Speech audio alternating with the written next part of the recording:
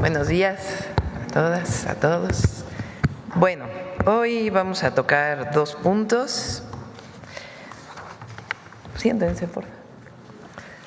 Está con nosotros Abraham Carro, que es el director general del Instituto Mexicano de la Juventud. Él nos va a hablar de la segunda jornada de Tequios y Murales por la Paz y contra las Adicciones.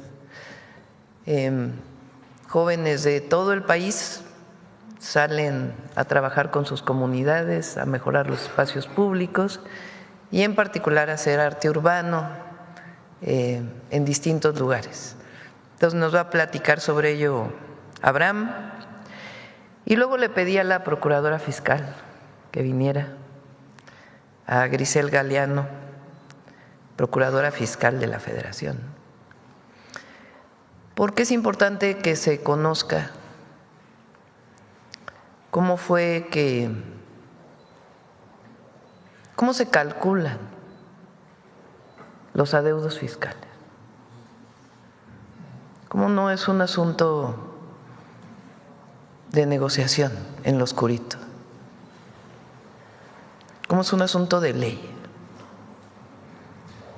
Cuando llegué a la presidencia en el Congreso de la Unión, juré guardar y hacer guardar la Constitución y las leyes que de ella emanen. Entonces es importante que se entienda que cuando se hace una revisión fiscal y se encuentran adeudos que debe pagar el deudor y que tiene derecho a sus reclamos dentro del marco de la ley, pero ¿cómo es que se calculan? Y particularmente algunos casos de cómo en el viejo régimen de consolidación fiscal se buscaba pagar el menor número de impuestos posible, generando condiciones que estaban al margen de la ley. Entonces es importante que todos conozcan esto y también qué dice la Constitución y a qué le permite al deudor descontar multas y recargos en el caso de que se pague. Así lo establece el Código Fiscal y la Constitución. Entonces le pedí a Grisel, ella va a hacer una exposición muy detallada de todo esto. Por el tema de la publicación que hizo ayer el Grupo Salinas. Esto no es un asunto de negociación en lo oscurito, esos tiempos ya quedaron en el pasado. No es asunto de sentarnos a negociar que sí, que no. Mesas técnicas ha habido muchísimas sobre este caso en particular. Entonces él o este grupo tiene derecho a lo que tiene derecho cualquier deudor en caso de que pague. Pero es importante que todos lo conozcan. Nosotros siempre vamos a estar abiertos al diálogo, nosotros nunca vamos a cerrar la puerta a nadie.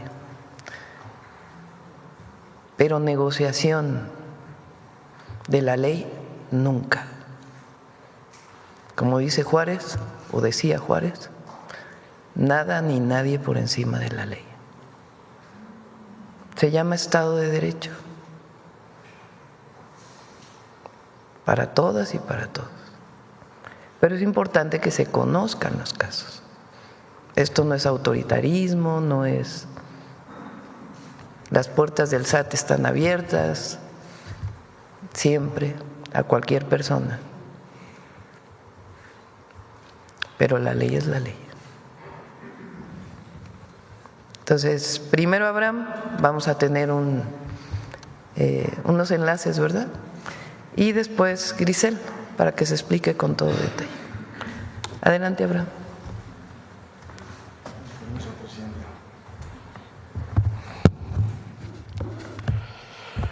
Muy buenos días a todas y a todos. El día de hoy vamos a presentar la Jornada Nacional de Tequios y Murales por la paz y contra las adicciones en el marco de esta segunda jornada nacional que estamos realizando en todo el país. Este trabajo, esta acción va en línea con la estrategia por la paz y contra las adicciones que coordina el gobierno federal, particularmente la maestra Leti Ramírez. Y bueno, pues el día de hoy platicarles que se está llevando a cabo una campaña de murales acompañados de tequios que invita a las y los jóvenes a vivir una vida plena y libre de cualquier tipo de adicción. Déjenme platicarles que esta jornada, estos murales están siendo en este momento pintados por los mismos jóvenes en los 32 estados de la República, en cientos de municipios, preparatorias, universidades, barrios, comunidades, kioscos, parques, en todo espacio público. En este momento miles de jóvenes están saliendo a pintar. La que sigue, por favor. Esto es histórico, quiero mencionarlo, porque contrario a lo que ocurría en los gobiernos neoliberales, donde por supuesto no estaban interesados en que los jóvenes se organizaran, en los gobiernos de la Cuarta Transformación y en el gobierno de la presidenta Claudia Sheinbaum se convoca a que las y los jóvenes se organicen y sean protagonistas de la transformación que vive México. Hace algunas semanas se presentó aquí en este espacio, el 14 de mayo se habló acerca de otra jornada precisamente en donde más de 1 millón de jóvenes, igual de los 32 estados, salieron a realizar tequios, es decir, a recuperar el espacio público entre jóvenes y para la comunidad. Si me permiten ahora, les quisiera presentar el video de esta jornada que estamos realizando de murales. Listo, adelante.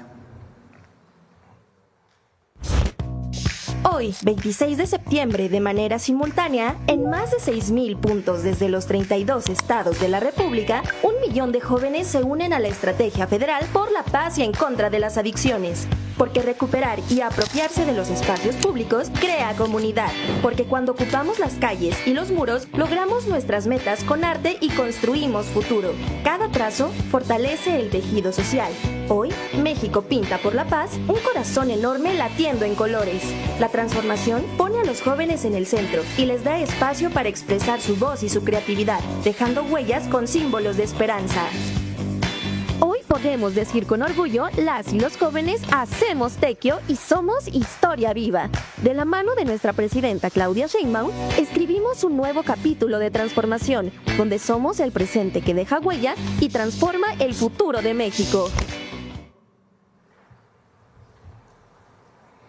Listo.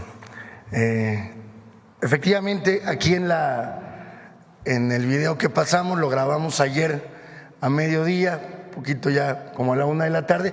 Les quiero decir que desde entonces hasta este momento, en la noche que hicimos el corte, habían más de 8,000 registros de murales que se están realizando en todo el país. Ahí llevamos 6,000, ya vamos por encima de 8,000 y bueno, habría que ver el corte final, donde también se inscribieron, logramos la hazaña, la participación de más de 1 millón de jóvenes que están pintando y que están recuperando espacios el día de hoy. Hacer murales y tequios es también la oportunidad, y ellos lo saben, ellas lo saben, de hacer amigos, de compartir con compañeros, con compañeras, de generar comunidad y de hacer algo al mismo tiempo en beneficio de su comunidad y de la gente.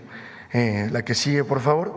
Y bueno, nos parece importante mencionar que esta estrategia no es una acción esporádica, se encamina, se enmarca en una serie de acciones que busca principalmente generar permanencia en las juventudes. Por eso, en cada actividad que realizamos en territorio, estamos convocando a construir entre las juventudes comités de jóvenes por la transformación, que tienen como objetivo fomentar dentro de sus propios espacios el deporte, la cultura, el arte, el ajedrez, la recuperación de espacios, la lectura y principalmente las libertades de las y los jóvenes. Hoy los jóvenes están saliendo a pintar, a vivir en libertad, nunca más un país sin sus juventudes. Si me permite, Presidenta, nos podemos ir. Hay varios estados que ya están conectados, algunos en el norte por el tema del horario quizá no alcanzaron, pero quisiéramos enseñarle algunos de los puntos de estos más de 8,000 puntos registrados hasta el día de ayer, en donde ya los jóvenes están haciendo diversos murales, diverso arte, diversa creatividad y bueno, pues aquí lo tiene.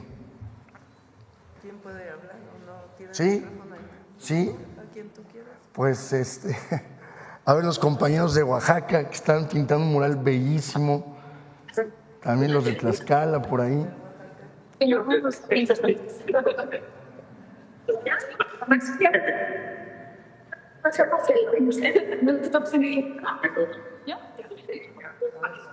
Si no, muy afectuosos saludos desde el estado de a ver, Oaxaca. Oaxaca, Muy si andan por ahí. emocionados de estar en nuestros megatequios Bienestar, Fachadas Primavera. Les enviamos un muy afectuoso saludo, una actividad que busca promover prácticas ancestrales como son los tequios. Invitamos a todas y todos los jóvenes mexicanos a poder sumarse a estas actividades que buscan el fortalecimiento de la comunidad, la promoción de paz y el rescate de los espacios urbanos. Estamos muy emocionados, les enviamos un afectuoso saludo desde Oaxaca y la primavera oaxaqueña. Saludos. Hola, muy buenos días. Los saludamos desde el Tecnológico de Villahermosa. Mi nombre es Víctor Emanuel Méndez Salvador y hoy en la Jornada Nacional de Tequios y Murales por la Paz, con creatividad, las y los jóvenes estamos construyendo la paz y estamos demostrando que otro mundo, un mundo mejor, sí es posible. Pero no sé si aquí nos empezamos.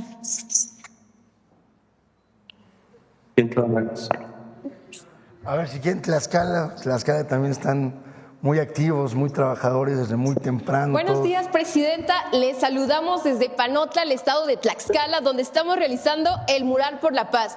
Y todos le decimos, hola, Presidenta.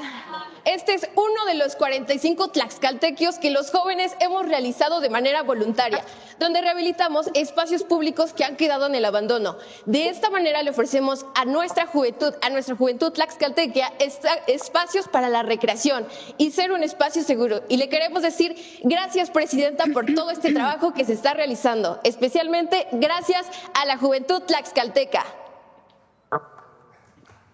Presidenta, le saludamos de Pachuca, Hidalgo, desde la Universidad Autónoma del Estado de Hidalgo, la Escuela Preparatoria número 1. Nos sumamos con mucho gusto a esta jornada de Murales por la Paz. Estamos muy felices y contentos de que estas actividades se hagan por las juventudes. Sabremos que con esto los jóvenes van a tener arte que transforma. Le enviamos un saludo y desde la Autónoma del Estado de Hidalgo, cuente con todo nuestro apoyo. Buenos días, Presidenta. Desde Guadalajara, Jalisco, desde la comunidad de Prepas UDG, le presentamos nuestro mural de la segunda jornada de Tequios y Murales por la paz y en contra de las adicciones. ¿Sí? Bien. Presidenta, buenos días. 125 murales registrados. Hola, buenos días, Presidenta Claudia Sheinbaum. Todavía seguimos en la toma. Listo, Estamos si al quieren aire Veracruz todavía. por ahí, si nos pueden saludar los amigos y amigas de Veracruz que también ¿Qué llegaron tal, desde- Presidenta? ¿Qué tal, Presidenta? Saludos desde el Tecnológico de Veracruz. En el Tecnológico de Veracruz estamos comprometidos con no solo ser buenos profesionales, sino buenos ciudadanos. Y las jornadas Tequios nos dan la libertad y justamente crean espacios dignos para que todos los jóvenes nos podamos expresar con total libertad. Las jornadas Tequios son totalmente de valor para nosotros e invitamos a todos los jóvenes que se unan, porque más allá del tema de la drogadicción y todo lo posible que esto nos puede generar como algo malo, realmente hay que buscar siempre lo positivo en todas estas situaciones. Y recuerden, todos somos TGNM. Muy bien, si Hola, muy buenos vamos con días, uno Presidenta más- Claudia Sheinbaum. Uno más adelante. Municipio de Guadalupe, Zacatecas. Estamos muy agradecidos y muy contentos de formar parte de esta segunda jornada nacional de Tequios y Murales por la Paz. Saludos desde Guadalupe, Zacatecas, presidenta. Seguimos en toma, Muchísimas gracias a las amigas. Buenos días, querida presidenta. Muchas gracias, amigas y amigos conectadas y conectados de distintas partes de la República. Y bueno, pues mostrarle, presidenta, y a todos. La vez pasada participó 1,085,000 jóvenes en los 32 estados.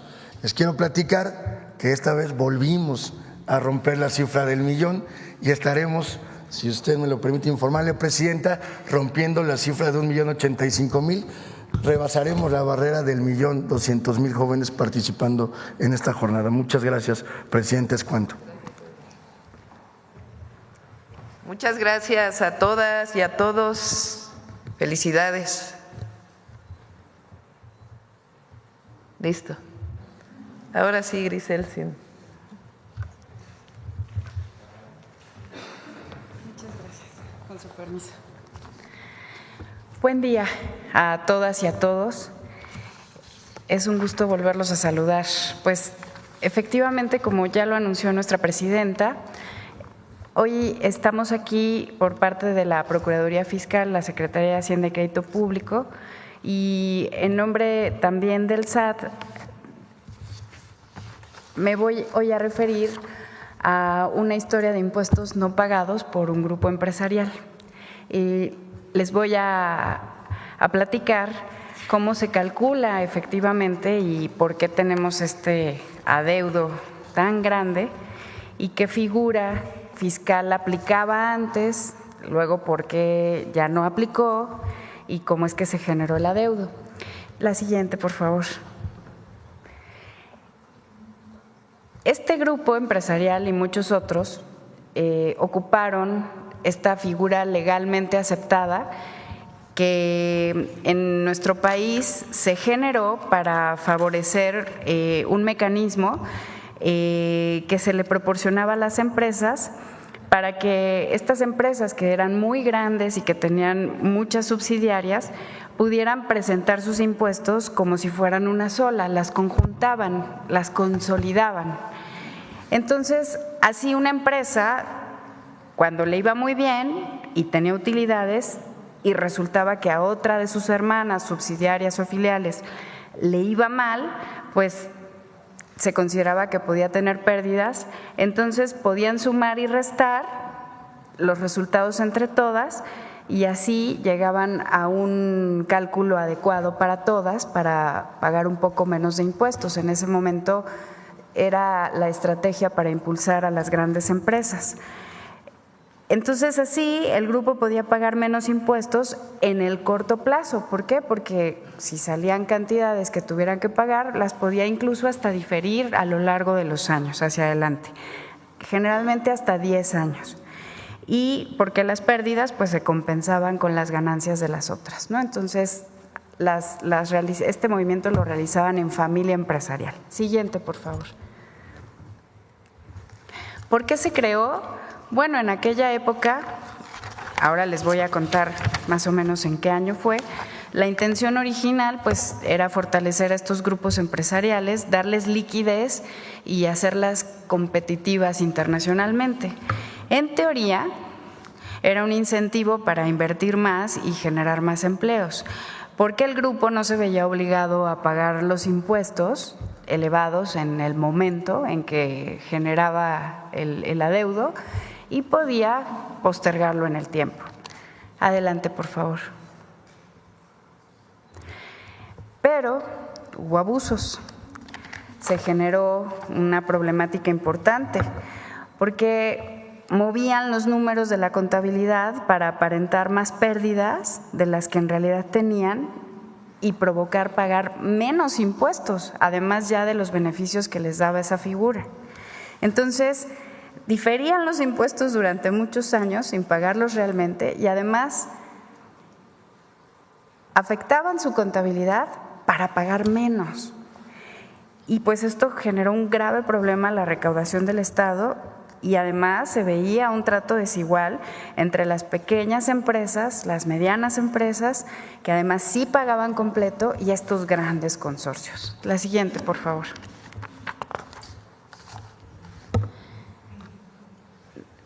En 1982 es cuando se crea esta figura y se buscaba este régimen de apoyo.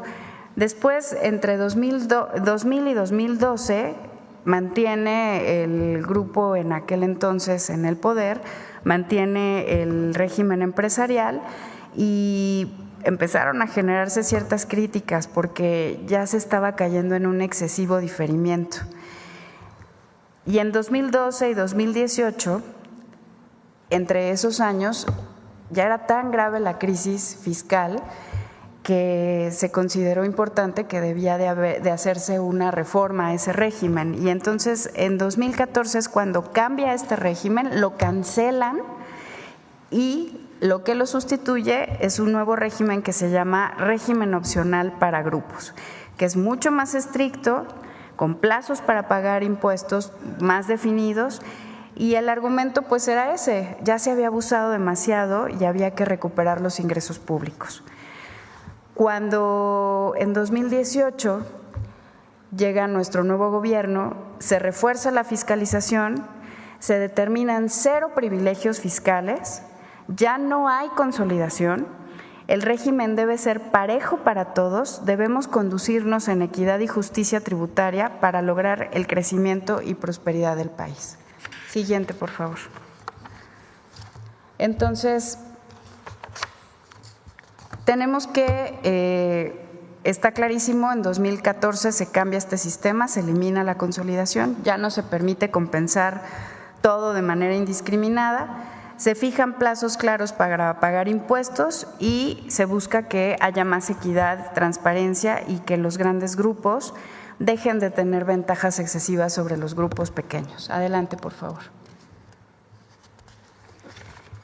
Pues este ejercicio entonces nos da una determinación legal, no fue al arbitrio de alguien, fue un cambio de norma y primero se permitió impulsar la inversión y el empleo, pero pues como se abusó, pues hubo pérdidas para la hacienda pública que todavía estamos tratando de recuperar. Siguiente, por favor.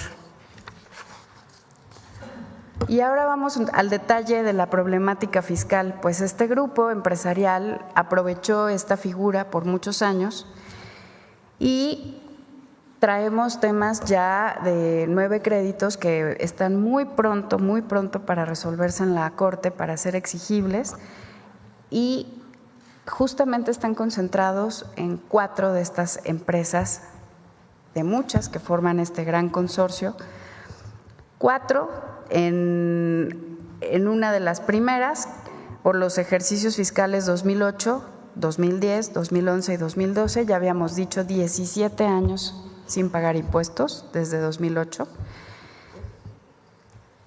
En la empresa número 2 traemos también un ejercicio fiscal de consolidación desde 2009, hagamos las cuentas de los años, más el ejercicio de la desconsolidación, una multa por pérdida indebida en la empresa 3, ahora les voy a platicar a qué me refiero con las pérdidas, etcétera, y en la empresa número 4 también deducciones indebidas. Entonces, todo es en el mismo grupo empresarial, es una estrategia de grupo. Adelante, por favor. Solo para recordar que en estos 9 asuntos o en estos 9 diferentes casos, tenemos un total, ya se acumuló, de 48,382,000 millones de pesos como adeudo total. Recordemos que se va actualizando, si no se paga se actualiza y entonces crece. Y pues estos casos ya están a punto de fallarse en la Suprema Corte, como les dije. Adelante, por favor. Pues vamos a entrar al detalle. En la empresa número 1, vamos a empezar por el ejercicio 2013, que es cuando la reforma entra y el Estado decide que ya no haya consolidación fiscal. Se habían juntado los ejercicios sin pagar, 2008, 2010, 2011 y 2012. Y en 2013, cuando se suspende el régimen, hay que hacer un corte de caja, así lo determinaba la reforma. Entonces, el SAT detecta que, aunque ya se terminó este régimen especial que les daba beneficios, la empresa no regresa los beneficios, porque así lo instruía la reforma, no regresa el dinero, no regresa a hacer las cuentas que debe de hacer con el SAT y hacer este corte de caja necesario para demostrar por qué aprovechó este beneficio en cada uno de los ejercicios y hacer las cuentas claras. Entonces, la situación actual que tenemos ahora es que en 2018 y hasta ahora, en los tribunales, pues ya se ha determinado que el SAT ha tenido la razón al haber llamado a esta empresa y determinarle este crédito fiscal que inicialmente era de 24,968 millones, eso es lo que se requiere de pago ahora, y pues le solicita que devuelva el beneficio fiscal que haya utilizado porque fue un descuento indebido entre las cuentas que había que hacer de todos los ejercicios fiscales anteriores, daba esta cantidad como resultado. Entonces, tenemos 16 años de incumplimiento de pago desde que no ha querido sentarse a hacer las cuentas claras con el SAT. Y ya específicamente, siguiente, como tampoco pagó el total, que es lo que les comentaba ahorita, pues entonces el SAT tiene la obligación de hacer una cuenta por separado por cada ejercicio fiscal, por cada adeudo. Tenemos el ejercicio de 2008 con 2,096 millones. Es lo mismo, declaró pérdidas indebidas al vender acciones. Son estos movimientos corporativos de ventas de empresas y compran acciones en otras empresas y no calculan correctamente el costo promedio de cada acción. No todas las acciones en las empresas cuestan igual. Y entonces, pues aprovechaban que había empresas que traían pérdidas o ya iban en picada, las compraban, las hacían suyas como pérdidas y luego las restaban de sus utilidades o de sus ganancias, y eso hacía que disminuyeran sus montos de impuestos. Movieron sus números y aparentaron pérdidas, pagaron menos, hicieron muchos movimientos corporativos, varias fusiones, divisiones de empresas y generaron artificialmente una pérdida fiscal que luego fue usada, insisto, para pagar menos impuestos. Desde 2018 también estamos litigando estos juicios y es uno de nuestros asuntos que ya está próximo para fallarse en la Corte. Lo mismo pasa, siguiente por favor, en el 2012, con un monto de 2,124 millones de pesos, declaran pérdidas, no eran parte de sus operaciones, venían de otra empresa, esta empresa ya en picada, pues la declararon como suya, inflan las pérdidas y generan más pérdidas. Siguiente, por favor. Interesante viene en 2010, aquí ya es muy evidente, declararon pérdidas indebidas en la venta de acciones porque compraron una aerolínea o parte de una aerolínea. Y entonces, para 2010 deben por ese movimiento corporativo 2,740 millones. Siguiente, por favor. Y para 2011, otros 7,501 millones de pesos.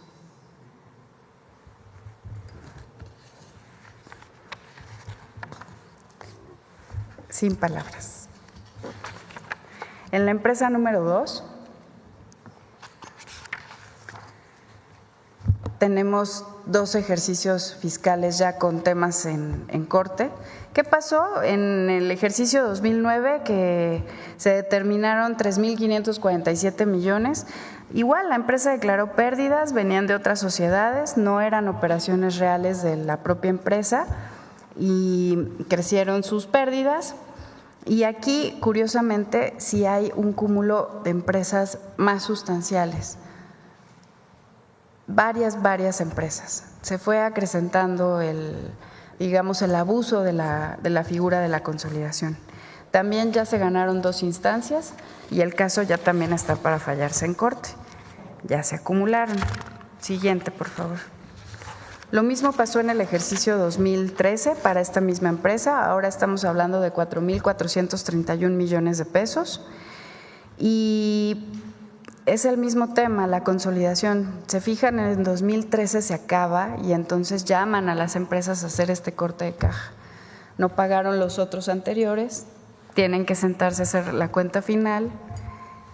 No es un doble pago, más bien se debe todo. Siguiente, por favor. La empresa número 3 trae un adeudo de 67 millones de pesos por una multa en el ejercicio 2012. También es una irregularidad fiscal reportar pérdidas más grandes de las que tuviste en realidad como empresa. Y el SAT, como verifica, pues se da cuenta que esto sucede y entonces multa a la empresa número 3. También ya hay precedentes judiciales en la Corte ya no va a poder entrar a fondo porque ya hay criterios anteriores, va a fallar a favor del fisco federal. Siguiente, por favor. Y la empresa número 4, pues resulta que dedujo más pérdidas de lo necesario, es decir, dedujo viáticos, anticipos, servicios, un montón de conceptos que en realidad no eran básicos para su operación. El SAT ya le ganó también este caso en todas las instancias y estamos esperando que se confirme o no solamente un tema de comisiones a distribuidores y aún está pendiente este amparo en la Suprema Corte de Justicia. Adelante, por favor. Como verán, estos 9 casos muestran un patrón de abuso de la figura de la consolidación fiscal. Per se no era mala, tenía un buen objetivo, pero se abusó de ella.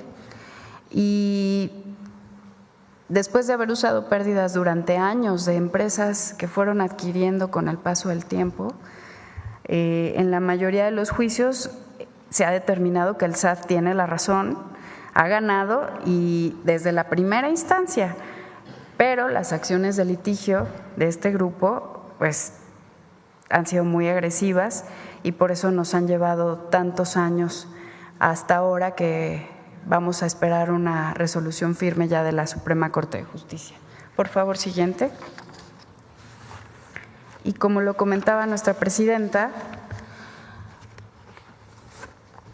hay un beneficio constitucional establecido en el artículo 28, pero una obligación para el Estado mexicano. Están prohibidos los monopolios, los estancos, pero también las condonaciones de impuestos y las exenciones de estos. Solamente pueden darse beneficios de descuentos según el Código Fiscal, según la ley de la materia. Y esto solamente se da en situaciones muy excepcionales. El caso es que cualquier contribuyente puede acceder a ellos para presentarse ante la autoridad fiscal siempre y cuando quiera pagar oportunamente y entonces se prevén estos beneficios para disminuir la cantidad en multas y recargos. Tiene que sentarse con la autoridad fiscal a verificar oportunamente sin que la autoridad le requiera el pago, sino de buena voluntad llegar y ofrecer un pago y entonces puede calcularse conforme al Código Fiscal si es que le aplica o no un beneficio fiscal. Podría llegar a disminuirse para cualquier contribuyente su adeudo fiscal. ¿Es cuánto, señora presidenta? Muchas gracias. Con permiso.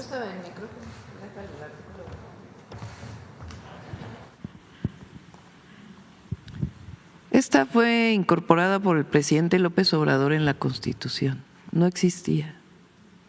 Bueno, a propuesta para el Congreso y aprobada. O sea, la presidenta, el director del SAT, el secretario de Hacienda, no pueden, por Constitución, condonar, hacer exenciones en condiciones que fijan las leyes. No se puede. La Constitución claramente dice que las condonaciones de impuestos y las exenciones de impuestos en los términos y condiciones que fijan las leyes está prohibida.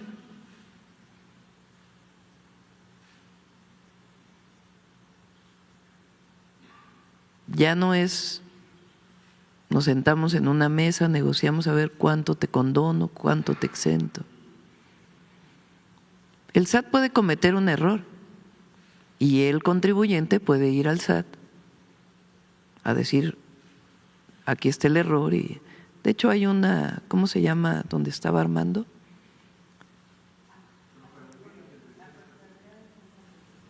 La Procuraduría de Defensa del Contribuyente. Existe una institución, la Procuraduría de Defensa del Contribuyente, donde si alguien supone que hay un abuso de la autoridad, pues puede acudir a la Procuraduría. Y existen además pues los amparos y los tribunales por si se comete alguna injusticia. El tema es que aquí ya pasó del viejo Poder Judicial, ni siquiera del nuevo. Ya pasó primera instancia, segunda instancia, tercera instancia, y ahora está 9 temas a resolución de la Corte, entre muchos otros que también tienen que ver con asuntos fiscales, con otros grupos o alguna otra persona. Entonces, ¿qué beneficios puede tener? Los beneficios que dice el Código Fiscal, que se le pueden quitar las multas, los recargos, si es que desea pagar. Pero lo que dice la ley. Entonces, la puerta del SAT está abierta, pero es en el marco de la ley. Este no es un asunto político, más allá de cualquier diferencia política. No es un asunto político. Es un asunto de cumplimiento de la ley.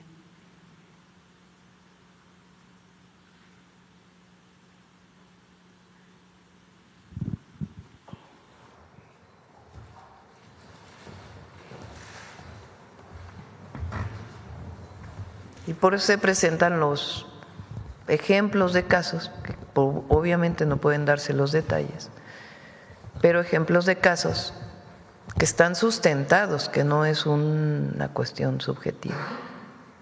Bueno, ahora sí, vamos a las preguntas sobre el tema. A ver, vamos a ver, aquí la compañera.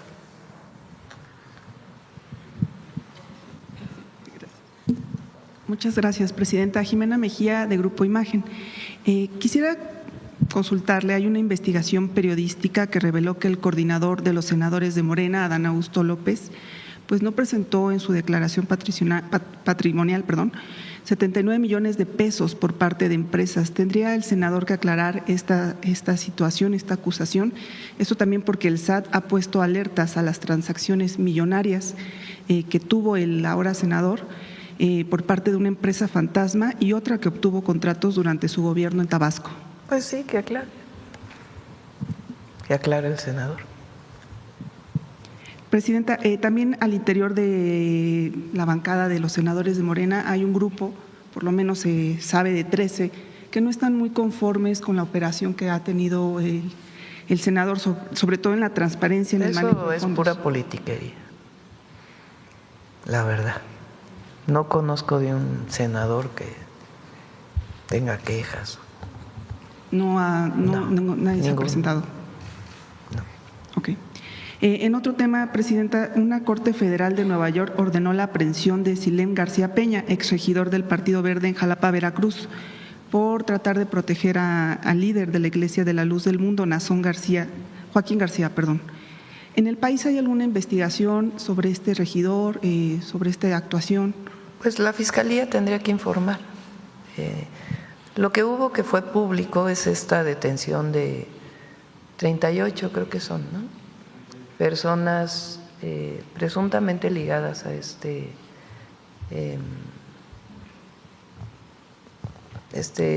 grupo religioso, que estaban en un entrenamiento. Entonces se está haciendo la investigación y por supuesto se dará toda la información. Presidenta, consultarle… Más la detención de su líder, ¿no?, que está en Estados Unidos. Pero pues se está haciendo la investigación particularmente de lo que ocurrió ayer. Lo demás pues tendrá que informarlo la Fiscalía. Presidenta, consultarle si en el Gabinete de Seguridad le han dado información sobre un grupo paramilitar, sobre esta Iglesia de la Luz del Mundo que se autodenomina Yacer. Es lo que mencioné. Sí, okay. Entonces hubo una detención de un lugar de entrenamiento hace unos días, 2 días, se informó. Ahí se detuvieron a 38 personas y algunos de los que estaban ahí, todavía se sigue la investigación, estaban relacionados con este grupo religioso. Entonces siguen haciendo las investigaciones y por supuesto el Gabinete de Seguridad pues tiene que informar. Y en vista de estos procesos que se llevan incluso por su líder, ¿no tendría que ya perder su registro como iglesia ante estas evidencias? Pues tendría que revisarse. Hay, pues no sé, miles de personas que pertenecen a esta iglesia y muchas son de buena voluntad. Entonces lo que hay que perseguir es el delito, que eso es importante. Y en todo caso pues hacer la revisión por parte de Secretaría de Gobernación.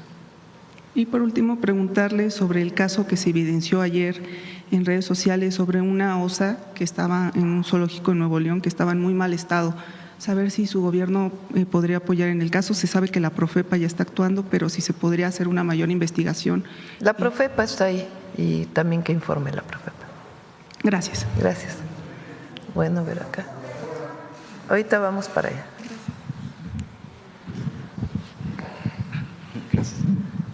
Presidenta, buenos días. Hans Salazar de Noticiero en Redes. Preguntarle, ya se ha expuesto este tema por parte de la Procuradora, la claridad de que el empresario del Grupo Salinas, el propietario, que es Salinas Pliego, bueno, pues es entiendo que ya es la respuesta respecto a lo que propone, porque primero estuvo amenazante por medio de su propio grupo empresarial de que estaba evaluando demandas contra usted y después pues dice estaría dispuesto a una mesa, incluso propone más bien una mesa. Entiendo que esta sería ya la respuesta. Preguntarle, Presidenta, ¿usted cómo lee este tipo de posturas erráticas, digámoslo así, o contradictorias por parte de este empresario?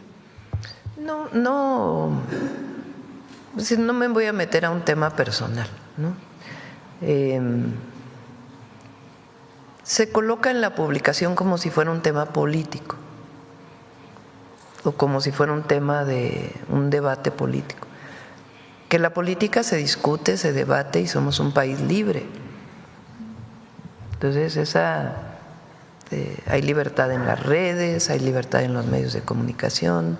Nosotros tenemos libertad en la mañanera pues de poder debatir lo que dicen de nosotros, ¿no? Porque se han dicho pues muchas calumnias. Entonces este no es un asunto de de que has hablado mal de mí o no has hablado mal de mí.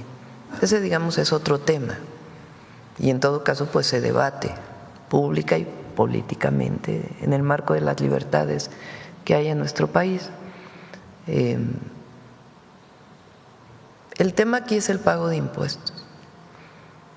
Entonces ha habido muchas mesas con este grupo, no con nuestro gobierno, pero previas con el SAT, de cuánto realmente ascienden estos y otros adeudos que tienen.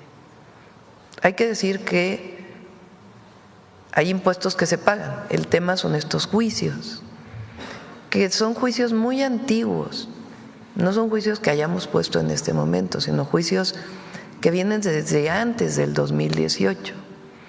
Y son juicios que tienen que ver con una mala utilización de la consolidación fiscal o de esquemas que se utilizaron para evadir impuestos.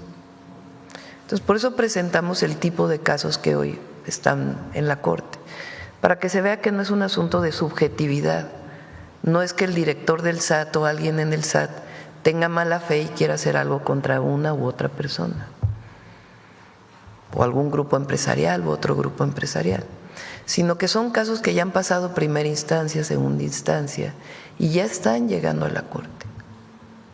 Entonces, ¿qué beneficios puede tener un deudor, este u otros deudores? Y me refiero a grupos, personas físicas o morales. Cuando se paga el impuesto tiene beneficios, se le descuentan recargos, se le descuentan multas, de acuerdo con su decisión de pagar. Eso es legal y está en el Código Fiscal. A veces ascienden hasta 25% de lo que se debe, o sea, representan un monto significativo, pero es legal. No hay nada de una mesa donde nos sentemos a ver qué te descuento o qué vas a exentar, porque eso, la Constitución muy clara se prohíbe. Entonces, ya pasó primera instancia, segunda instancia, tercera instancia, ¿a qué tienen derecho? A acercarse al SAT, obviamente, y a decir, a ver, ¿qué beneficios tendría si pagara en este momento dentro del marco del Código Fiscal? Ah, bueno, pues tendrías beneficios al descuento de esta multa, al descuento de este recargo por pagar, por la decisión de pagar. Pero sentarse en una mesa a negociar los impuestos, pues eso no, eso ya es de otras épocas. Y más particularmente en estos casos. Entonces, repito, el diálogo siempre está abierto. Y si hay un diálogo respetuoso también. Tiene que haber un diálogo respetuoso. Pero no puede ser un diálogo de una negociación de qué te quito. Porque esto ya se trabajó muchísimo, no es de ahora. Vienen algunos de 2008, estamos hablando de la época de Calderón incluso. Algunos de la época de Peña Nieto. Ni siquiera son del 2018 para acá los 9 casos. Entonces, quiere pagar, adelante, está el SAT para que se le, de acuerdo con lo que dice el Código Fiscal, públicamente y abiertamente, porque eso sí, nosotros no negociamos esas cosas, y menos en lo oscurito, sino de acuerdo con el Código Fiscal, ¿de qué beneficios gozas por decidir pagar? Presidenta, este caso es muy mediático porque se ha trasladado hacia ese tipo de esquema o de confrontación por parte de este empresario, y efectivamente no es de ahorita, es de años, y el tema de las, digamos, los créditos fiscales, como se les denomina, las deudas fiscales, también ya viene de años atrás, y que todo esto ha ido de postura en postura por parte de él, y en este momento también con un nuevo Poder Judicial que tendrá que definir también lo correspondiente. De hecho, el ministro presidente de la Suprema Corte de Justicia actual, ya la nueva, van a analizar también ya, porque son diversos caminos que también él sigue teniendo de acuerdo a la ley. El desenlace es una de todo este tipo de situaciones de deudas fiscales por parte de este grupo empresarial. Mantiene a muchos en el país, o a la gran mayoría, en qué va a pasar. Para usted, el desenlace, ¿cuál? Evidentemente debería ser cumplir. ¿Sería ejemplo? ¿Cómo le iría precisamente el desenlace? ¿Sería un ejemplo? Porque mucha gente dice, tiene que pagar, si debe, tiene que pagar, porque sería un ejemplo de lo contrario, de acuerdo a lo que vaya a ser un desenlace, muy en contra de cumplir con la ley. No se podría hacer porque es inconstitucional. O sea, no se pueden descontar impuestos. Entonces, ¿qué tenemos que ser todos los ciudadanos? Empresarios, no empresarios, profesionistas, comerciantes, ciudadanos ejemplares. Todos debemos buscar ser personas respetadas por la sociedad. ¿Qué te llevas cuando te vas de este mundo? ¿Dinero? ¿Beneficios fiscales?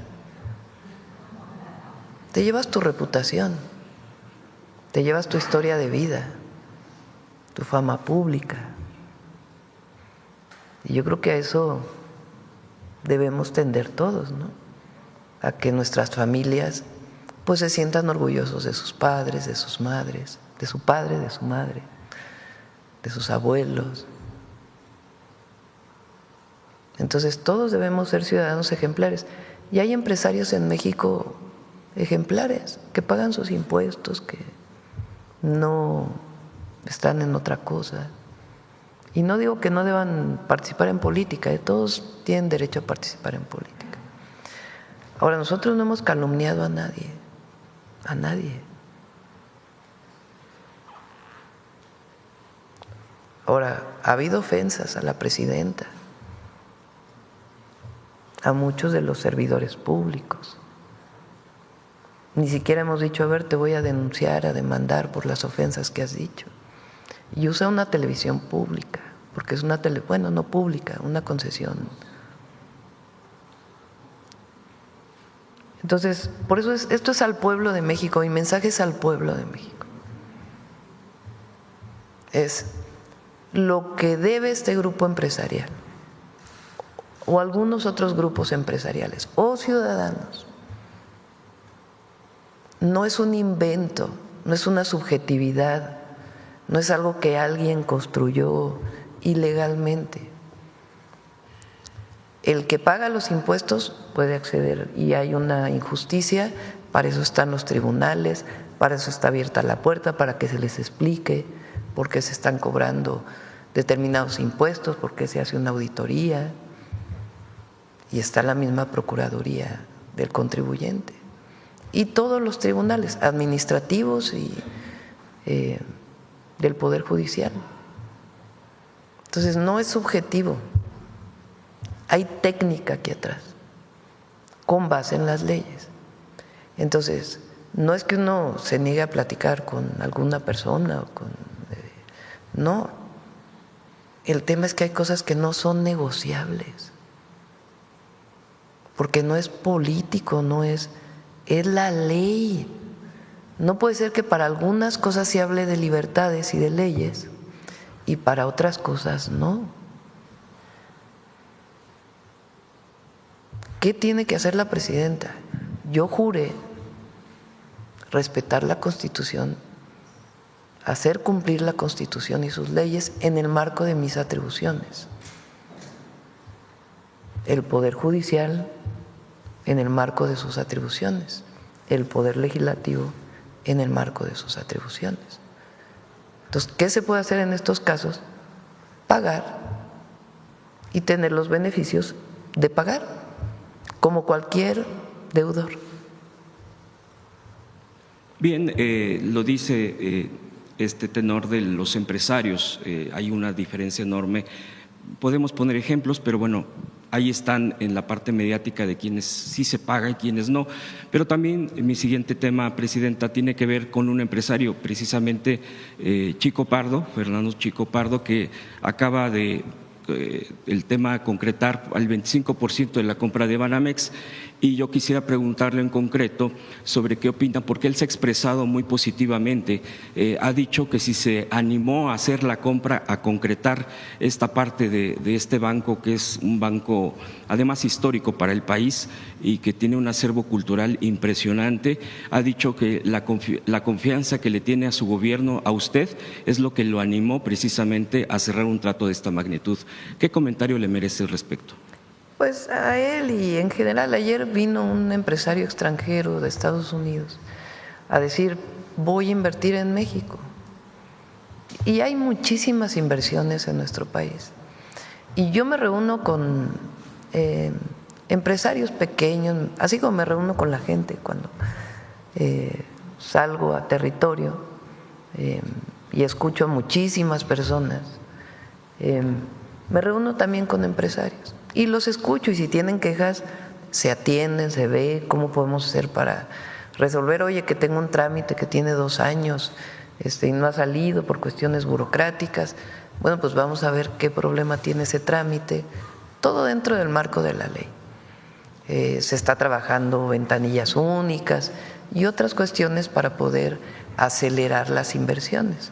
Se hicieron los polos de bienestar, donde hay inclusive beneficios fiscales por invertir ahí establecidos claramente. Entonces, diálogo siempre va a haber y siempre vamos a escuchar lo que se plantea y actuar dentro del marco de la ley.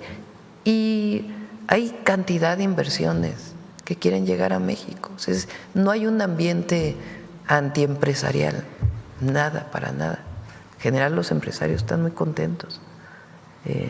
Muchos de ellos incluso reconocen que por el bien de todos, primero los pobres, es un modelo económico que es muy bueno para el país. Algunos hay diferencias, pues es normal, así es México libre, pero la ley es la ley.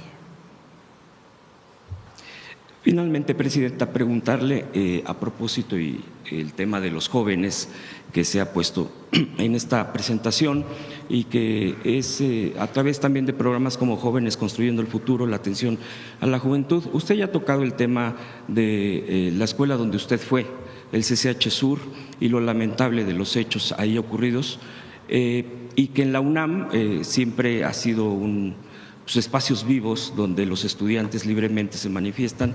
Hemos estado viendo en estos días muchas expresiones de ellos, de los propios estudiantes del CCH Sur, que fue donde ocurrió este hecho, también de las facultades, incluso pues se han estado ya manifestando al tema. Rectoría pues ha tenido que responder a lo que le ha tocado, porque pues es nuestra máxima casa de estudios, es autónomo también, como ya se queda claro, pero también ha saltado el tema a partir de lo que se ha ido sabiendo, por lo menos en el caso de filtraciones, habría que aclararlo, el por qué un joven, un estudiante hace esta agresión y pues el resultado que ya se sabe. Se habla mucho de un tema emocional, de atención emocional hacia los jóvenes. Yo escuchaba muy atentamente a una joven, a una estudiante del CCH decir: lo que necesitamos es atención psicológica, lo que necesitamos es atención emocional. Yo me ponía a pensar, bueno, pues ahí, por ejemplo, se tiene la Facultad de Psicología y no que los estudiantes estén apoyando directamente en eso, pero podría haber esquemas y eso la universidad tendrá que atenderlo.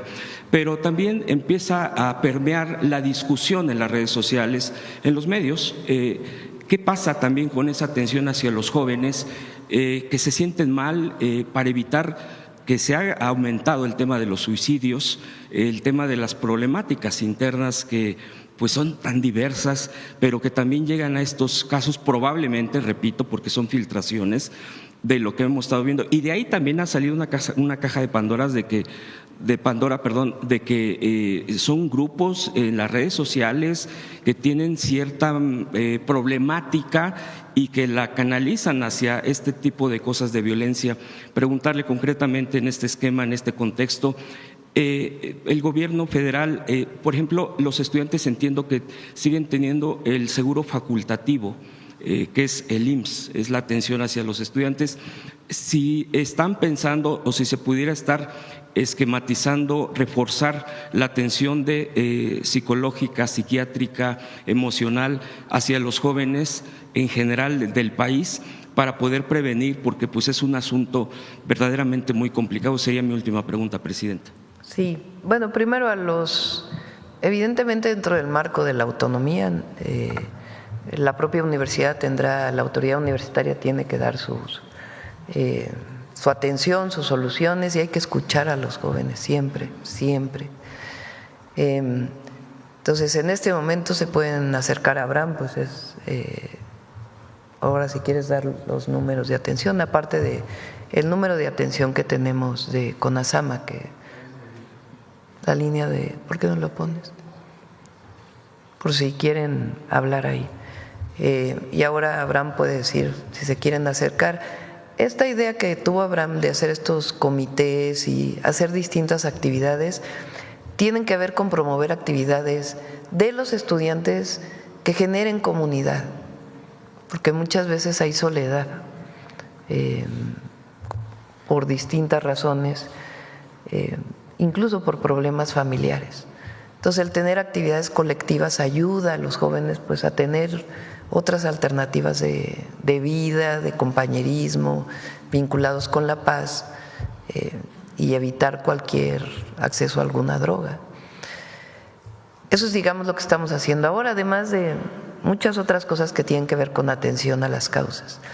Pero estamos trabajando cómo fortalecer la atención psicológica o de apoyo a la salud mental de las y los jóvenes, de todas las edades, pero en particular de las y los jóvenes. Y estamos trabajando para el próximo año, yo lo dije en campaña y lo hice en la ciudad, teníamos un programa en la ciudad que se llamaba Jóvenes Unen al Barrio, que incorporaba a los jóvenes, sobre todo aquellos de mayor riesgo de acercarse a un grupo delictivo, a otro tipo de actividades, con una pequeña beca. Estamos atendiendo esto para que el próximo año podamos tener un programa de este tipo. En ciertos lugares también tener centros deportivos donde puedan acceder los jóvenes a tener actividades deportivas de más tiempo y actividades culturales. Entonces estamos trabajando en esto para enero del próximo año, pero evidentemente pues quien tiene problemas hoy, ¿cómo se puede acercar a nosotros? A través del INJUVE y a través de esta línea o con cualquier compañero servidor público para poder conocer su problemática y poder apoyarles. Y a la autoridad universitaria pues estamos siempre para apoyar en lo que se necesite. Y por ejemplo también se podría contemplar, ya para finalizar, presidente, este mismo tema, en las redes sociales se comenta mucho que ya había expresiones o manifestaciones de que podía ocurrir algo en esto de este joven que está detenido y que pudiera ser prevenir precisamente, sí, dependiendo lo que… Se llama inteligencia de redes, que se pudiera estar observando si hay una situación así para poderle evitar y alertar Exacto. a la institución. Sí tenemos eso en el Gabinete de Seguridad, de todo lo que se publica, ver si hay algo que se alerta. Obviamente son millones y millones sí. de publicaciones y hay pues mecanismos donde se puede, en este caso pues lamentablemente no se pudo alertar, pero sí es un tema muy importante en el país y tenemos que atenderlo. Gracias, presidenta. Y las familias, a los padres, a las madres que se acerquen a sus hijos siempre, que no… Bueno, ¿qué más? A ver, la compañera y vamos atrás. Buenos días, presidenta. Yujel Carolina, de Código Libre. Presidente, el día de ayer el Ministerio de Comercio de China inició una investigación sobre los aranceles y otras medidas comerciales restrictivas de México contra China. ¿Qué nos comenta de esto? ¿Hubo o en algún momento se contempla que la Secretaría de Economía pueda reunirse con sus homólogos chinos? Ayer se reunió Marcelo, el secretario de Economía, con el embajador de China en México. Nosotros estamos proponiendo una mesa de trabajo de alto nivel para poder platicar. ¿Por qué se toma esta decisión? En cerca de 4 años aumentaron las importaciones de nuestro país cerca de 83%. También aumentaron las exportaciones. Y nosotros, ese es el Plan México, pues lo que queremos es producir más en México para pues tener una balanza comercial en donde las importaciones no sean iguales a las exportaciones, sino tener pues una balanza comercial positiva. En este momento tenemos una balanza comercial positiva, pequeña pero positiva, pero queremos que sea mayor. ¿Qué quiere decir? Que exportemos más de lo que importamos y que para el consumo interno pues se produzca más en México lo que se consume en nuestro país. Por eso es la marca Hecho en México y otras acciones que estamos tomando, y ese es el objetivo de los aranceles no a China, sino a los países con los que no tenemos acuerdo comercial dentro de las reglas de la Organización Mundial de Comercio. Pero evidentemente pues nos interesa tener un diálogo, no es un asunto de no diálogo. Entonces ayer se le planteó al embajador por parte de Marcelo, ya lo había hecho el secretario de Relaciones Exteriores, se había reunido con él, y nuestro embajador en China, Jesús Seade, de que nos interesa mucho pues tener mesas de trabajo en donde ellos entiendan pues la situación que se está viviendo y muchas veces con precios muy bajos. Entonces, evidentemente pues es la propuesta que haya una mesa de trabajo. No sé, no es un indicio de tensiones comerciales, debido a que reitero que China… Si nos negáramos al diálogo, no hubiera igual Corea del Sur está en esta situación y obviamente también ahí pues estamos abiertos siempre a llegar a un acuerdo buscando el beneficio para México en este marco en donde no disminuyamos las importaciones y no tengamos pues esta circunstancia que afecta al país. Gracias. Presidenta, hoy en el marco de los 11 años de y tenemos muy buenas relaciones con China, es un asunto de fortalecimiento de nuestra economía. En el marco de los 11 años de la desaparición de los 43 normalistas, ahora un tribunal federal otorga una suspensión a José Luis Abarca para frenar la condena de 92 años de cárcel de secuestro. ¿Qué piensa usted de esto? Y también un mensaje por los 11 años hoy. Sí, verdad y justicia. Ese es nuestro compromiso.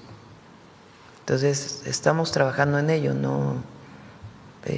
Hay un nuevo fiscal especial, tenemos reuniones con los familiares, con madres y padres de los normalistas de Ayotzinapa y nuestro compromiso de poner todo lo que esté de nuestra parte para llegar a la verdad y la justicia y encontrar a los jóvenes. Ahora, no estamos de acuerdo con acciones violentas. Nunca hemos estado de acuerdo. Parecen más una provocación. Entonces nosotros no vamos a caer en la provocación, evidentemente, de que se busca que haya represión. No va a haber represión, porque estaríamos cayendo en esa provocación, pero no estamos de acuerdo con acciones violentas como la que ocurrió ayer en el campo militar número 1. ¿Y esto del Tribunal Federal que otorga una suspensión? Vamos a revisarlo, hoy mismo lo revisamos. Presidenta, el Gabinete de Seguridad ya actualizó información sobre el venezolano desaparecido en el Estado de México que estaba como repartidor. Sí, también sí puede informar el Gabinete de Seguridad. Ayer lo pedí, pero creo que no lo informaron. Por favor. Para enfatizar lo que hablaba mi compañera sobre lo de la luz del mundo, esta gente que fue detenida con armamento, ¿habrá más investigaciones y se pudiera descartar, ya que se señala que esto podría ser considerado como una organización criminal? Digamos que hay, obviamente, pues al haber personas que pertenecen a esta iglesia y que fueron encontrados presuntamente, porque hasta que no haya un juicio pues no se puede decir con certeza, pero presuntamente haciendo actos ilegales. Eso es una cosa, la otra es que toda la organización esté vinculada con actividades criminales, ¿verdad? Entonces, la investigación nos tiene que dar esa información. Entonces, sí hay mucha investigación del nombre que llevaban, en su ropa, en fin, muchas cosas que están saliendo a partir de las detenciones que se hicieron y el Gabinete de Seguridad tiene que informar. Y la propia Secretaría de Gobernación, en el marco de nuestras leyes, pues también ver qué procede también en este caso. Gracias. ¿Quién dije? A ver, allá atrás.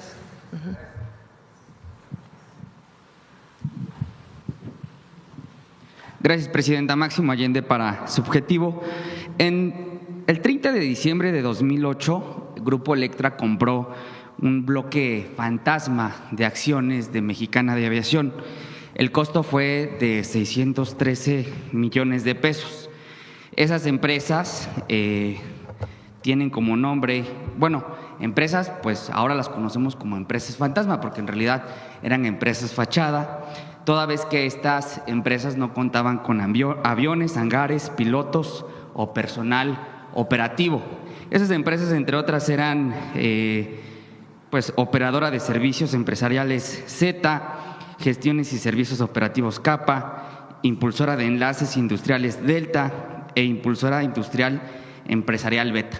Preguntarle a la procuradora fiscal que nos acompaña el día de hoy, saber si actualmente ese tipo de empresas fantasmas, ¿hay alguna estrategia para combatirlas? Porque no solo son las que compró Salinas Pliego en aquellos días para hacerse de una fracción de Mexicana de Aviación, sino que también, bueno, pues hay o han existido a lo largo de la vida pública empresas fantasmas que sirven justamente para este tipo de acciones, pero también para lavado de dinero.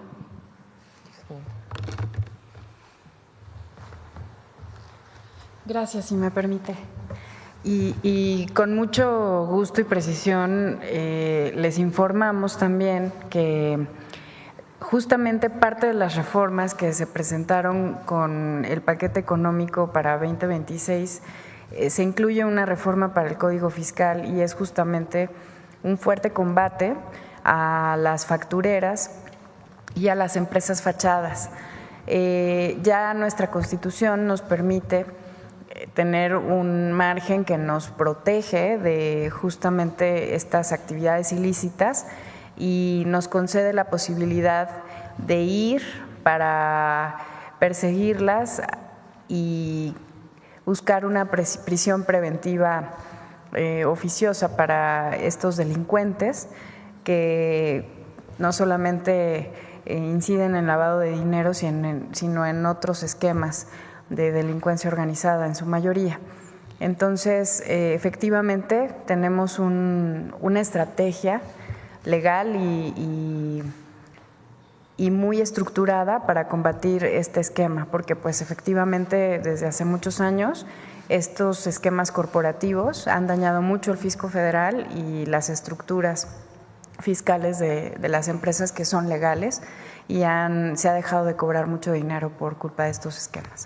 Procuradora, se sabe que costó más de 600 millones de pesos este bloque de empresas fantasma que compró Salinas Pliego, pero también se sabe que dedujo cerca de 14,000 millones de pesos. Ahora sabemos que se tiene una sentencia o próximamente se ratificará una sentencia, pero solo por una cantidad de 2,000 millones de pesos. Hay una disparidad entre lo que dedujo y la sentencia que se va a discutir ahora en la Suprema Corte. Son auditorías muy complejas. Esto se ha estudiado mucho y, como les comenté, son 2 ejercicios fiscales relacionados.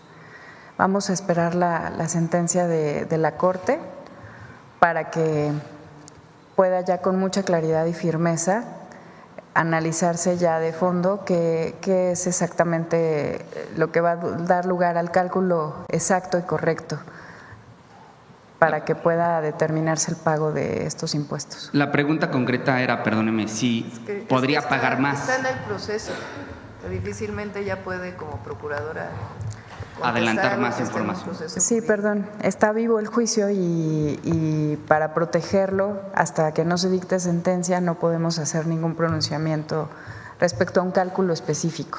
Tendríamos que esperar a que la autoridad judicial determine. Correcto. Ahora, si me lo permite, Presidenta, preguntarle sobre 2 temas estatales.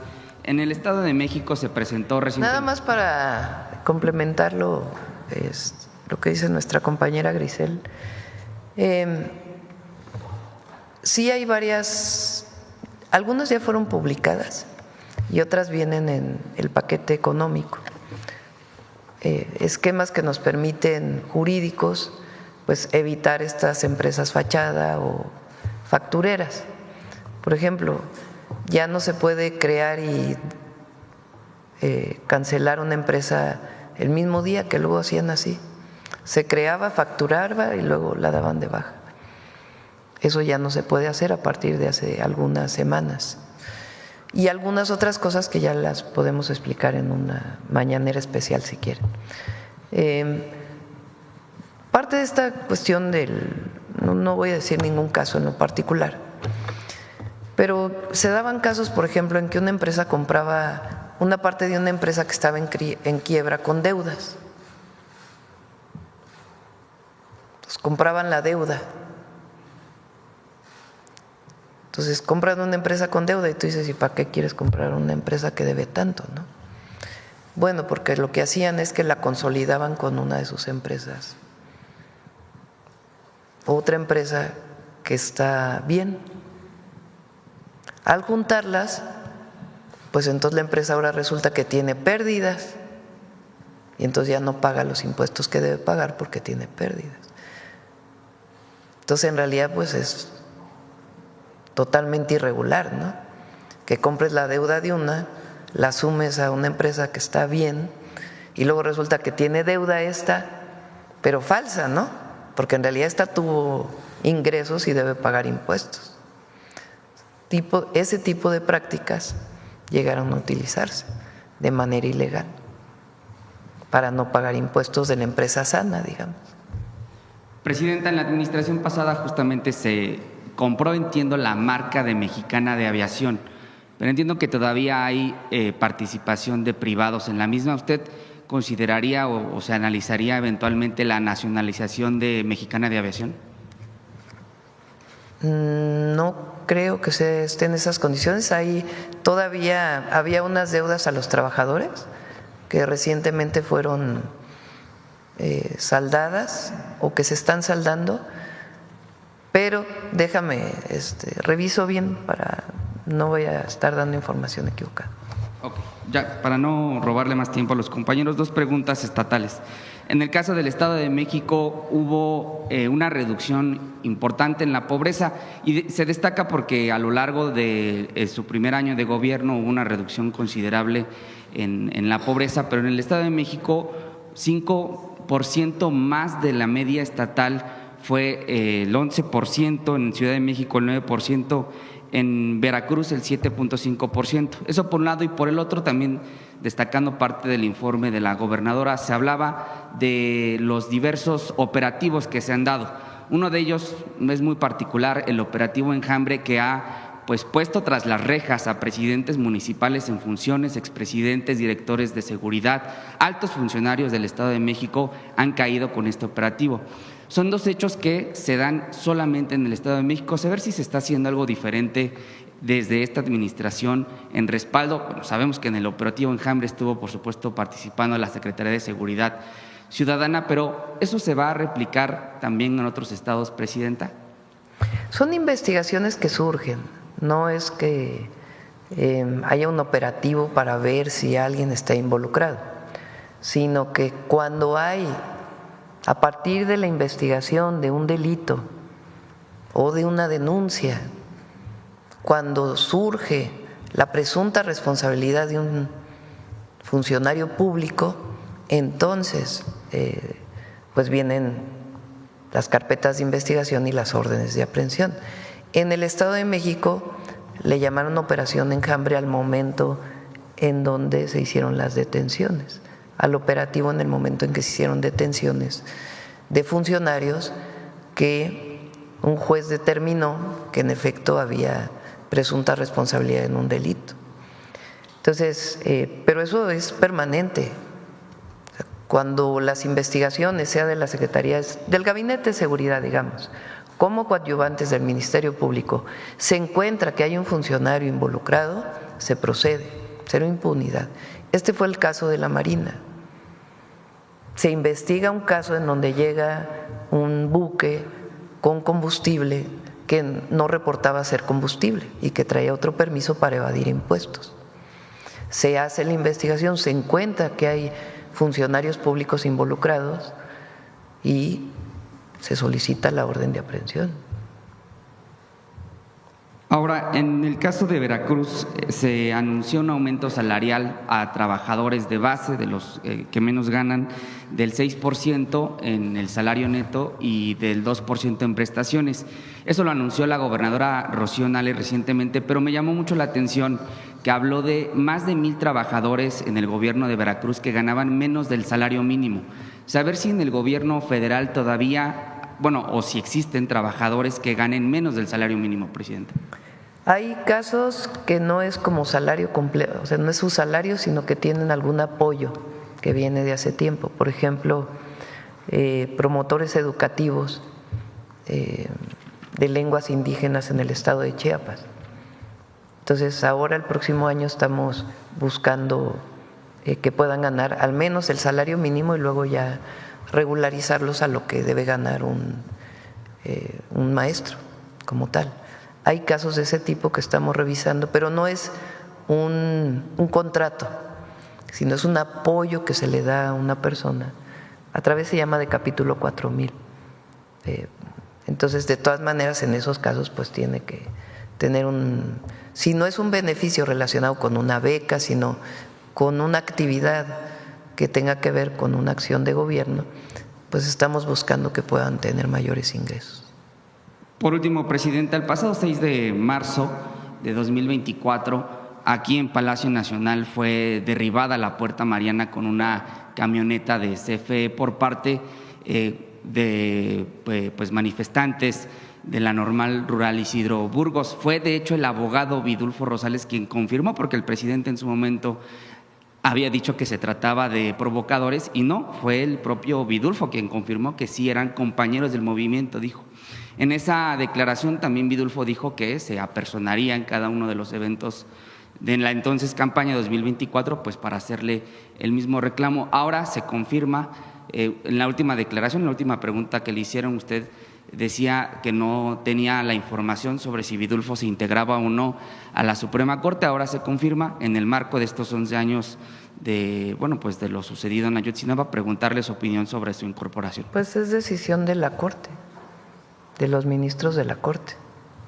Son autónomos, entonces ellos toman sus decisiones. ¿Es un mensaje de autonomía, presidente? Pues sí. Pues ellos toman sus decisiones, nosotros no estamos ahí. Esta idea que tenían de que la elección al Poder Judicial tenía que ver con tener el control de la Corte, pues no. Ellos toman sus decisiones autónomas, solo que ahora pues tienen que responder al pueblo. Antes respondían a senadores, a amigos, a quien los propuso. Ahora no, ahora tienen que responder al pueblo. Gracias, presidente. Sobre el tema, a ver, por allá. ¿Quién más? A ver, el compañero de hasta atrás que no había venido. El otro compañero y luego si quieres él. Presidenta, buenos días. Me llamo Kirill Rudenko de Agencia de Noticias RIA Novosti de Rusia. Tengo varias preguntas. Primero, sobre el régimen de visados con mi país. Casi toda América Latina es espacio sin visados para los ciudadanos rusos, excepto Barbados, Haití, Bahamas, Trinidad y Tobago y México. Desde hace tiempo el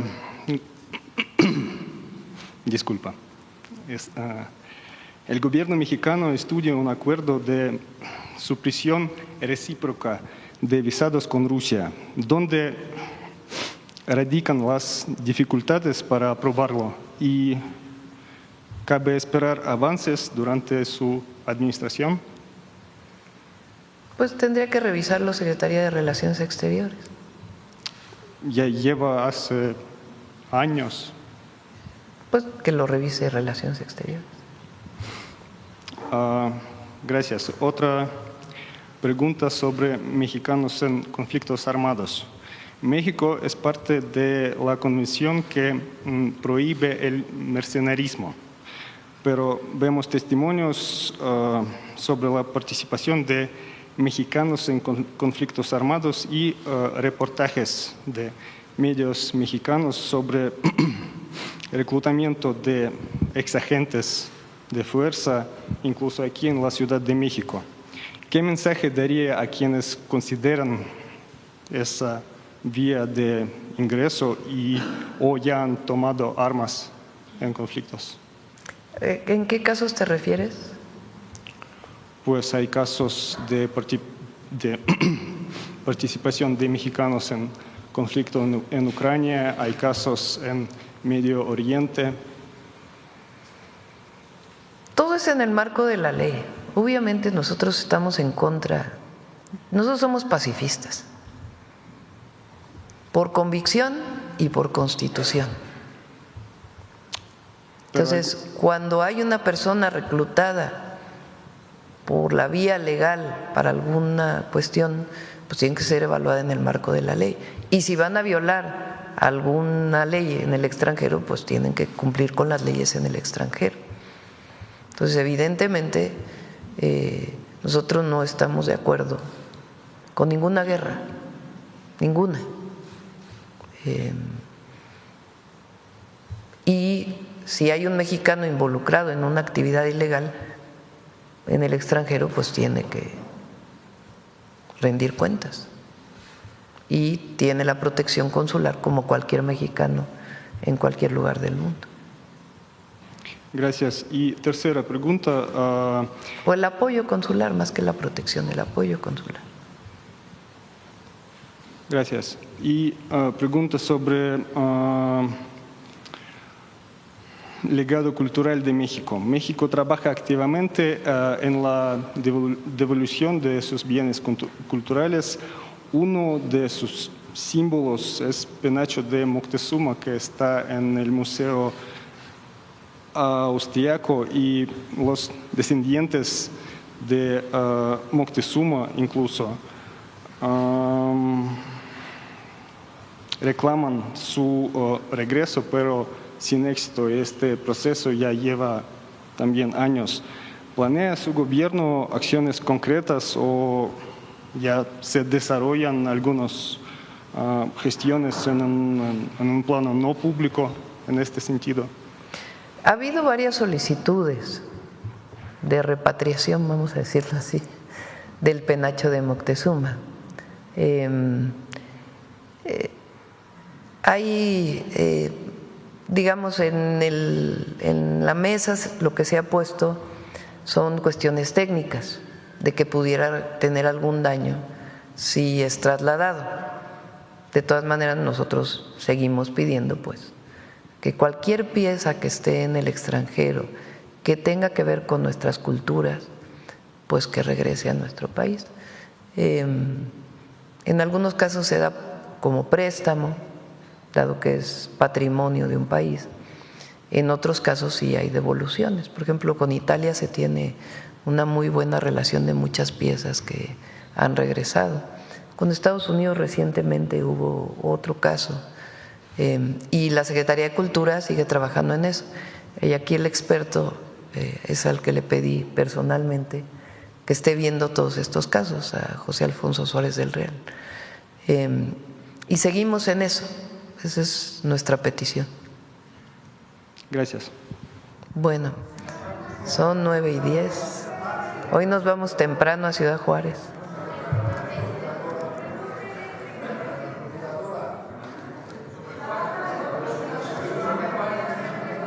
Yo creo que ya hablamos mucho hoy, ¿no? Ya tienen suficientes notas hoy.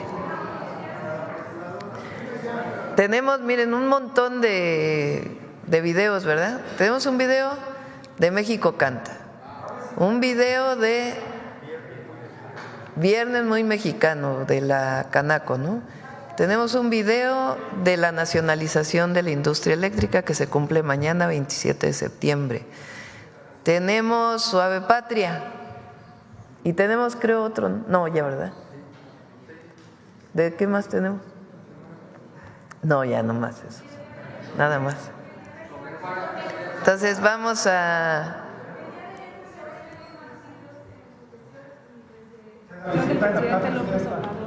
¿Perdón? El día de ayer. El día con menor homicidio. Ah, sí, 37. Correcto. ¿Qué nos puede decir, Presidenta? ¿Funciona la estrategia? Pues es que aquí hay que ver la tendencia, ¿no?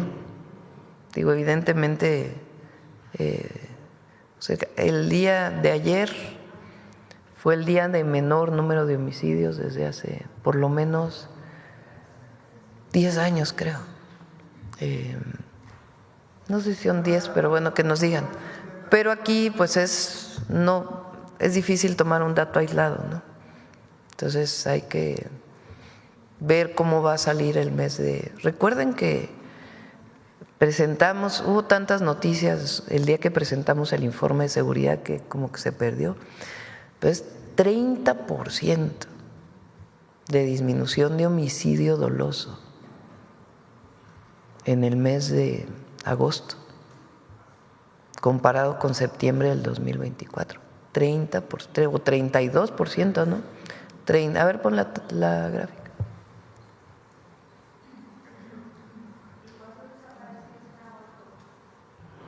No es comparable. Vamos a presentar ya lo de los desaparecidos. Esta idea que dicen de que no se están reportando los homicidios es falsa. Por supuesto que todos los delitos tienen que contabilizarse y tiene que haber las investigaciones correspondientes, pero es falso esto de que no se reportan los homicidios. Esto viene del reporte de las fiscalías estatales. Y después el INEGI hace su propia revisión a partir de las actas de defunción. Eso es pues como un año después. Y en general más o menos coinciden. Entonces, vamos con ¿con qué? Vamos con la nacionalización y luego Suave Patria, y con eso cerramos.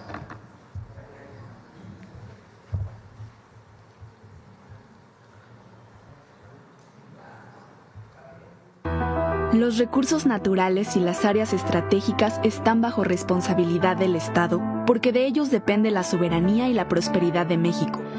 La electricidad es el motor de la economía y de la vida de la sociedad.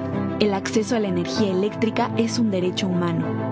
El 14 de agosto de 1937, el presidente Lázaro Cárdenas creó la CFE para hacer llegar la electricidad a todos los rincones de México, sobre todo las zonas más apartadas. También para garantizar energía a las pequeñas y medianas empresas, las normales y escuelas rurales, al sistema de tranvías y a la telefonía. Las empresas extranjeras solo producían electricidad para las grandes industrias y para ciudades como México, Guadalajara y Monterrey. De ese modo, el Estado mexicano, a través de la CFE, asumió la responsabilidad de generar, distribuir, transportar y comercializar la electricidad para todo México. Esto permitió el crecimiento económico, la ampliación del sistema educativo, de salud y de comunicaciones y transportes. Fue un proceso que permitió la urbanización, la industrialización y la ampliación de los servicios básicos a la población. En 1960, el presidente Adolfo López Mateos nacionalizó las 2 empresas extranjeras que prestaban el servicio y unificó el sistema eléctrico nacional bajo la rectoría del Estado. Esa medida fortaleció la soberanía nacional en un sector estratégico para el desarrollo del país. En este proceso, los trabajadores electricistas han estado comprometidos con el desarrollo del país. Han desempeñado su labor con eficiencia y profesionalismo. Han sido defensores de la industria nacional, al tiempo que han luchado por sus derechos laborales y sindicales.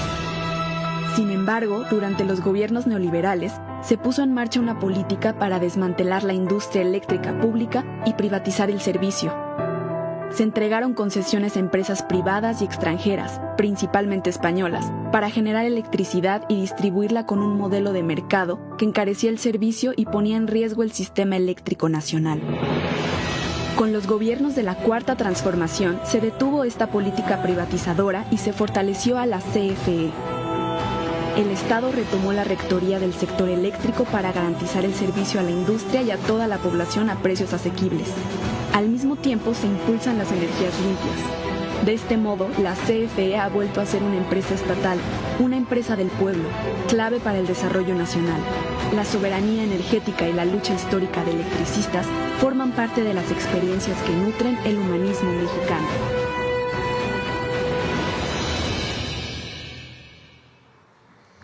Les voy a pasar un video que hicimos para invitar a la movilización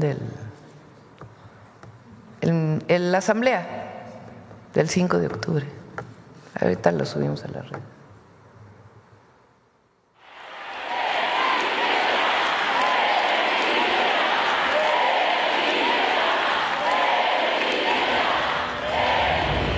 Me comprometo con ustedes que entregaré mi conocimiento, mi alma, mi vida por el bienestar del pueblo de México. Estoy convencida que estamos a las puertas de una nueva era, la del renacimiento de México. Porque después de 200 años de la República, por primera vez va a haber una mujer presidenta de nuestro país.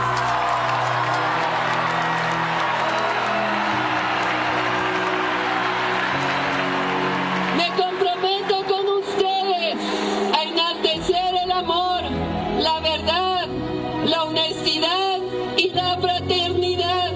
No les voy a fallar.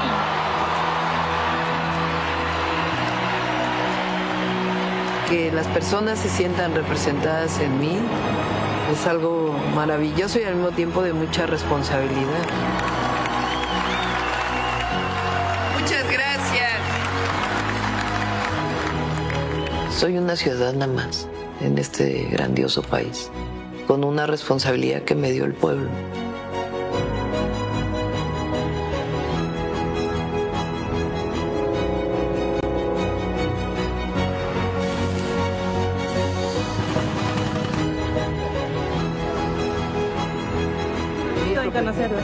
Es tiempo de mujeres y llegamos todas, es muy, muy poderoso.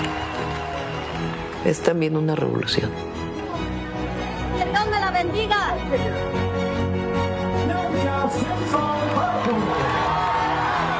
Las niñas se me acercan y me dicen, yo quiero ser como tú de grande. Yo no quiero ser ya princesa, quiero ser presidenta. México es un país grandioso. Cuando hay alguna cosa contra México, pues también hay que ser firme. México es un país libre, independiente y soberano. ¡Que viva México!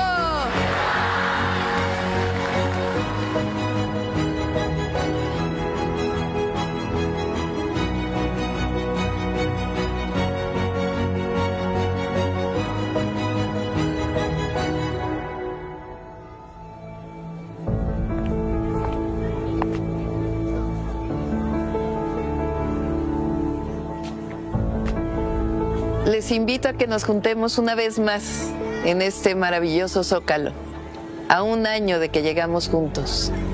5 de octubre, 11 de la mañana, Zócalo de la Ciudad de México.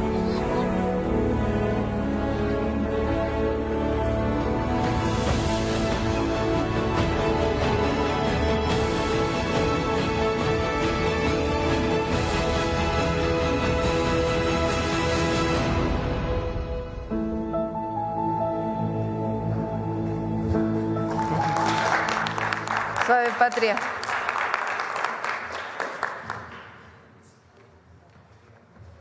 Con su permiso, Presidenta.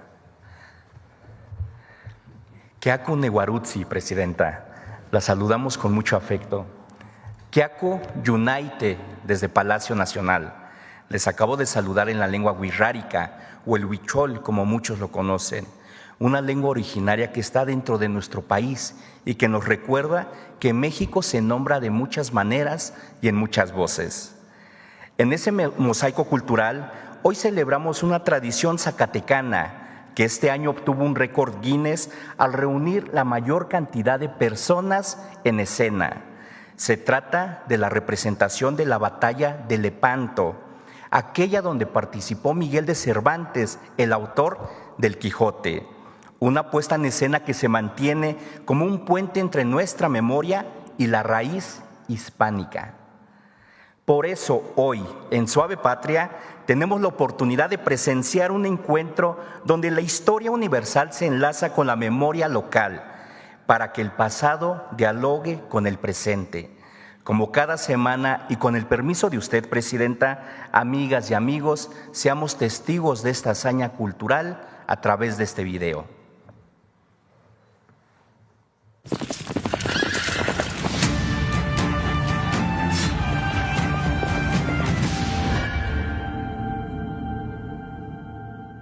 Las morismas de Bracho son una celebración cultural, histórica y religiosa que describe la batalla entre moros y cristianos con música, danza y desfiles.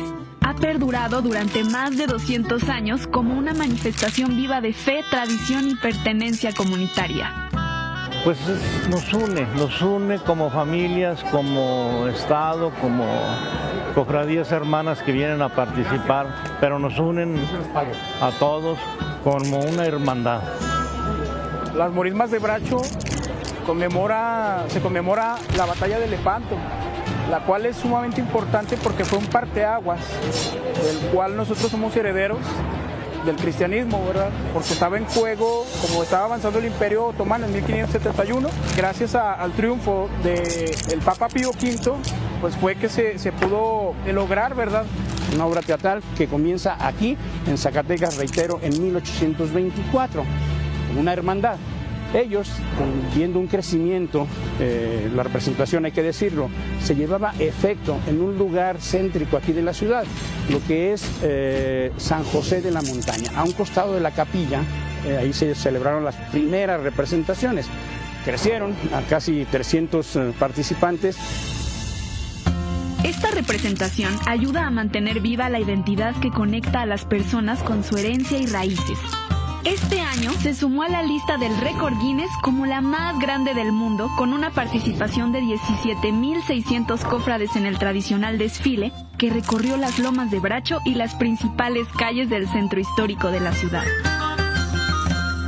Para mí es un respeto, es una tradición, es un amor a nuestra morisma, a nuestra fe.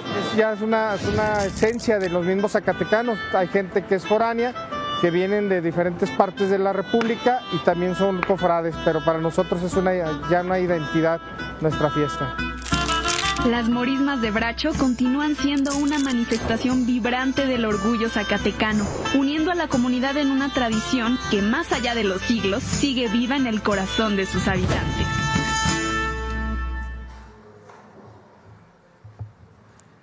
Las morismas comienzan al amanecer y concluyen cuando cae la tarde.